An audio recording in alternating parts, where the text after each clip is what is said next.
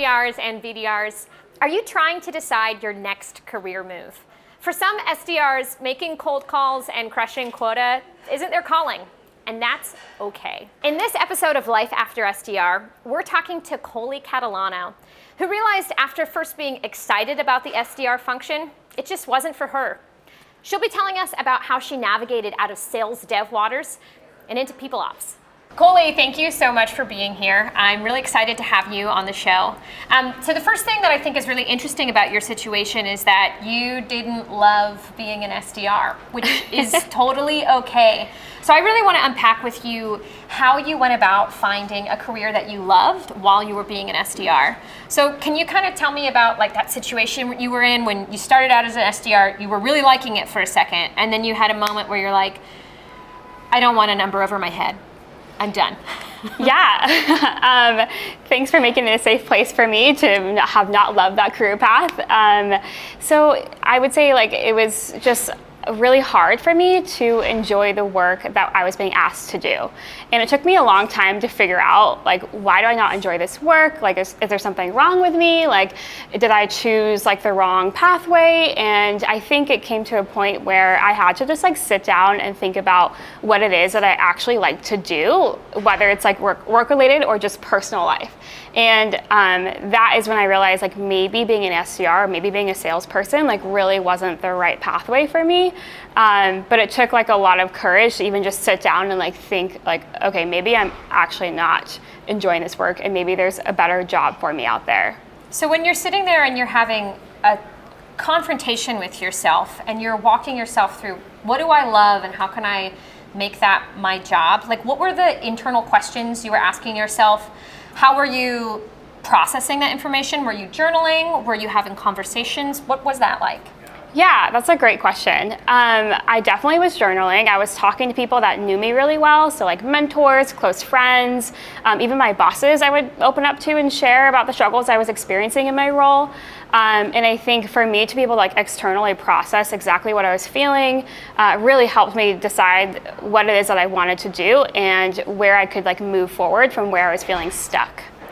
How did you switch your mindset from being I'm stuck and there's nothing I can do to no, I own my career, I own my pathway to success, so here's my path forward. This is how I'm going to build it. Yeah, I think one of the biggest influencers for me was watching other women in their careers decide what they wanted to do. So I often like went to networking events where I got to watch other women talk about their career journeys and their pathways, and that was super inspiring to me. And I was like, I want to do that one day.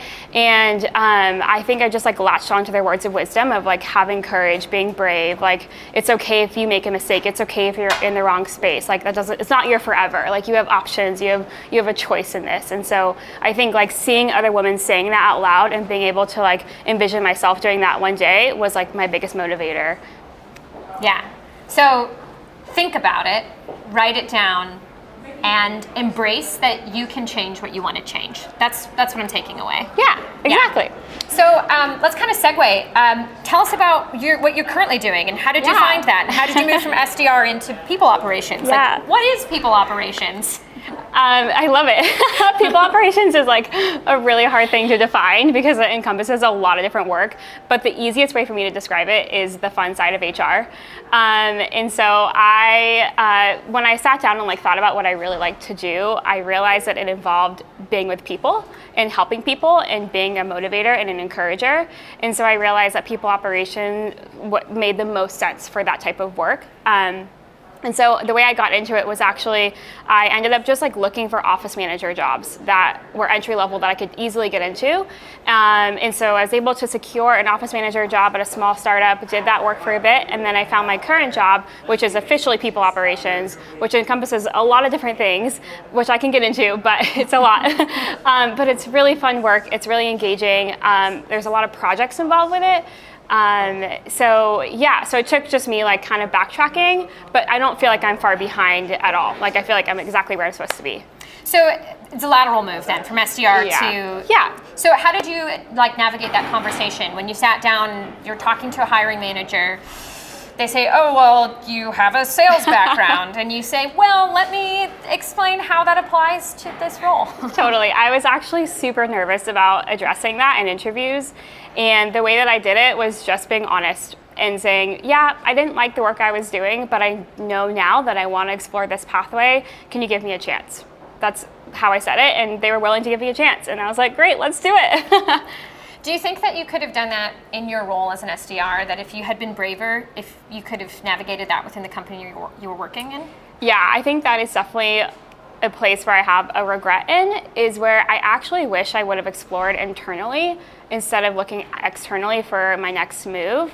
I felt like I had people, when I look back, I realized I had people who were in my corner at my previous company that totally could have helped me get to where I wanted to be inside the company, but I didn't even realize that I had that option, and I just wasn't thinking that way. And so for anybody who is looking for a shift, like, I would recommend talking to your colleagues, like getting coffee with somebody who does a job that you want to do, asking the hiring manager of a role that you're eyeing, and just getting an idea of, is there a place for me in this company that I'm already at, that I'm already invested in, that I could do the work that I actually want to do. But if you believe in it, if you fight for it, like, the doors are going to open in a way that maybe you don't expect, but in a way that hopefully works out for the best. Yeah, it sounds like some of the skill sets from being an SDR that transfer over is being a self-starter, being independent, getting the job done no matter what it takes, and really like being organized. Yeah. Like, it sounds like organization is key. Mm-hmm. Yeah. Those are some of the things that I'm thinking. So, like, what's next for you career-wise? Yeah. What's your next step? What's your next move? Who are you going to be? That's a What's great your 5-year question. plan? I feel overwhelmed. I don't know what's next right now, other than just wanting to keep doing this work. I feel like I finally found the job that I love and I'm super excited to be in. I feel really lucky to have that feeling, and I just hope to grow in this and to expand on my knowledge and my learning, and to honestly just like help people feel seen and heard and valued at their companies, because I think that's the most important thing we can give to people that we work with. So that's it right now. Awesome. Yeah. Cool. Any last advice for any of those SDRs out there? Great question. You can do it. Like, I'm on your side. If you feel so stuck right now, I remember there were days when I would literally cry at my desk because I was like, what am I doing in my job, in my life? And I just want you to know, like, you're seen and you have what it takes to do what you want to do. So go after it. Yeah, I think that's a great note to end on. Thank you so much. You are seen. We see you. Coley sees you. I see you. Everybody sees you. Keep doing good work. Thank you so much. Thank you. Yeah. We're thinking about interviewing Ryan, our CRO, who sits right there on the next episode. Comment what you think below. And remember, when in doubt, hit the phones.